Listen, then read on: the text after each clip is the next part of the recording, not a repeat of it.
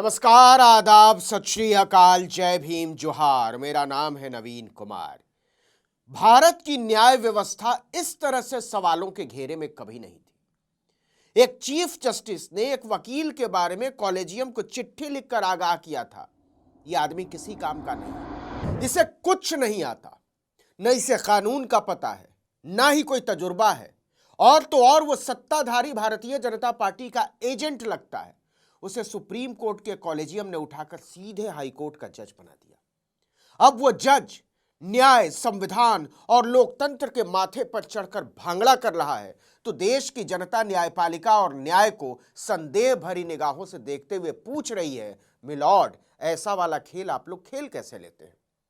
नाम तो सुना ही होगा आपने, इलाहाबाद हाई कोर्ट वाले जस्टिस शेखर यादव, जिन्होंने भारत के संविधान की चिंदियां उड़ाते हुए कहा है कि भारत का कानून देश के बहुसंख्यकों के हिसाब से चलना चाहिए, जिन्हें लगता है कि गाय ऑक्सीजन छोड़ती है, और भी बहुत सारी बकवास, उलझुल और मूर्खतापूर्ण बातें जिन पर किसी भी तर्कशील नागरिक को सिर्फ शर्म आ सकती है।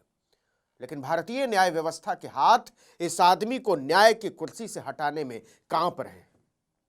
एक जज जो डंके की चोट पर विश्व हिंदू परिषद जैसे फांसीवादी संगठनों के मंच पर खड़ा होकर मुसलमानों के बारे में घिनौनी बातें करता है, कहता है कि उनसे आप सहिष्णु होने की उम्मीद नहीं कर सकते क्योंकि वो मांस पकाते और खाते हैं, उसके बारे में संविधान छोड़ राम को याद करके अयोध्या का फैसला लिखने वाले पूर्व चीफ जस्टिस डीवाई चंद्रचूड़ ने बोला है कि मैंने तो पहले ही कह दिया था, यह आदमी किसी भी तरह से जज होने के लायक नहीं है। आपको पता ही होगा, विपक्ष के कुछ सांसदों ने संसद में नोटिस देकर जस्टिस शेखर यादव के खिलाफ महाभियोग की प्रक्रिया शुरू कर दी है।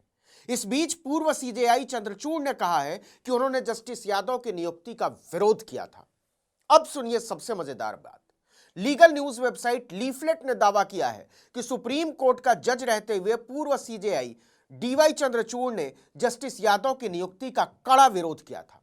उन्होंने सुप्रीम कोर्ट के तत्कालीन चीफ जस्टिस दीपक मिश्रा से दो टूक कह दिया था कि शेखर यादव किसी भी तरह से हाई कोर्ट के जज बनने के लायक नहीं है, मत बनाइए। चंद्रचूड़ ने खुद एक दूसरी legal news website live law से बातचीत में इस बात की पुष्टि की है कि हां, मैंने जस्टिस शेखर यादव को जज बनाए जाने का विरोध किया था। तो जस्टिस चंद्रचूड़ ने शेखर यादव को जज बनाए जाने का विरोध क्यों किया था और उस समय वो किस पद पर थे? तो सुनिए, द लीफलेट ने इसके बारे में तफसील से एक रिपोर्ट छापी है। रिपोर्ट के मुताबिक जस्टिस चंद्रचूड़ जब सुप्रीम कोर्ट के जज थे, तब 2018 में तत्कालीन चीफ जस्टिस दीपक मिश्रा ने उनसे तब झोला छाप वकील रहे शेखर यादव के इलाहाबाद हाई कोर्ट के जज के तौर पर नियुक्ति को लेकर उनकी राय मांगी थी। दरअसल 14 फरवरी 2018 को इलाहाबाद हाई कोर्ट के तत्कालीन चीफ जस्टिस दिलीप बाबा साहब भोसले की अगुवाई वाले हाई कोर्ट कॉलेजियम ने जज बनाए जाने के लिए 33 वकीलों के नाम भेजे थे। इसी में शेखर यादव का भी नाम था। सुप्रीम कोर्ट के जज बनाए जाने से पहले justice Chandrachud Allahabad high court के चीफ जस्टिस रह चुके थे। इसीलिए तत्कालीन चीफ जस्टिस ऑफ इंडिया दीपक मिश्रा ने इलाहाबाद हाई कोर्ट की तरफ से आने वाले नामों पर जस्टिस चंद्रचूड़ से उनकी राय मांगी थी। लीफलेट ने अपनी रिपोर्ट में लिखा है कि जस्टिस चंद्रचूड़ ने 13 अगस्त 2018 को तत्कालीन चीफ जस्टिस दीपक मिश्रा को जस्टिस शेखर यादव समेत दूसरे वकीलों को जज बनाए जाने के प्रस्ताव पर एक चिट्ठी लिखी थी। उन्होंने यादव के कथित तौर पर अपर्याप्त अनुभव, उनके आरएसएस से संबंधों और तब बीजेपी के एक राज्यसभा सांसद जो अब केंद्र में मंत्री हैं, उनसे नजदीकियों का जिक्र करते हुए कहा था कि शेखर यादव जज बनने के लायक हरगिज नहीं है। जस्टिस चंद्रचूड़ ने अपने नोट में लिखा था, कैंडिडेट एक असिस्टेंट गवर्नमेंट एडवोकेट हैं। वो भले ही 54 साल के हैं, लेकिन उनके पास काम का पर्याप्त अनुभव नहीं है। वो एक औसत वकील हैं। वो राष्ट्रीय स्वयंसेवक संघ के एक सक्रिय सदस्य हैं, फला फला के करीबी हैं, जो बीजेपी से राज्यसभा सदस्य हैं। जस्टिस चंद्रचूड़ ने यादव को लेकर अपने नोट के आखिर में एक बार फिर लिखा था, advocate Shekhar Yadav high court का जज नियुक्त किए जाने के हरगिज लायक नहीं है। तो शेखर यादव को मिलॉर्ड बना किसने दिया?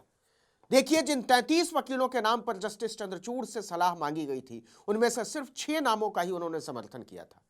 लेकिन जब तक चीफ जस्टिस दीपक मिश्रा के नेतृत्व वाला कॉलेजियम इस पर कोई फैसला ले पाता, वो रिटायर हो गए। उनके बाद जस्टिस रंजन गोगोई सीजेआई बने। कुछ लोग उनको भाजपा स्लीपर सेल का एक्टिव मेंबर भी बताते हैं।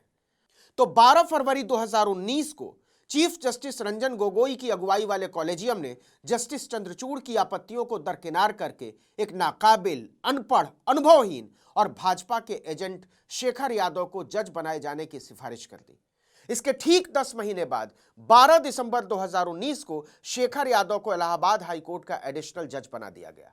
इसके सवा साल बाद 26 मार्च 2021 को कानून, संविधान, लोकतंत्र और मनुष्यता के पवित्र विचार की धज्जियां उड़ाने के लिए उन्हें स्थायी जज बना दिया गया और तब से यह काम वो पूरे मनोयोग से करते आ रहे हैं। अब सुनिए जस्टिस शेखर यादव का वो ताजा कुकर्म जिसके बाद वो महाभियोग के लपेटे में आते दिख रहे हैं। जस्टिस शेखर यादव पिछले दिनों इलाहाबाद हाईकोर्ट परिसर में वीएचपी के लीगल सेल की तरफ से आयोजित एक कार्यक्रम में शामिल हुए थे। इस कार्यक्रम में समान नागरिक संहिता का पुरजोर समर्थन करते हुए उन्होंने कहा था कि मुसलमान 4 शादियां करते हैं, मुसलमान चाह कर भी सहिष्णु नहीं हो सकते क्योंकि वो मांस पकाते और खाते हैं। और इसके बाद कह डाला, मुझे यह कहने में कोई संकोच नहीं है कि यह हिंदुस्तान है और देश हिंदुस्तान में रहने वाले बहुसंख्यकों के अनुसार चलेगा। यह वही लाइन है जिसकी तरफ से जस्टिस चंद्रचूड़ ने आगाह किया था कि इस आदमी को कानून और न्याय के सिद्धांतों की कुछ हवा नहीं है, भाजपा आरएसएस का एजेंट है सो अलग से, इसको जज मत बनाइए। लेकिन भाजपा के पालने में झूलते हुए एक इंटर्न के यौन उत्पीड़न के आरोप झेल चुके रंजन गोगोई ने चट से आकाओं को खुश कर दिया।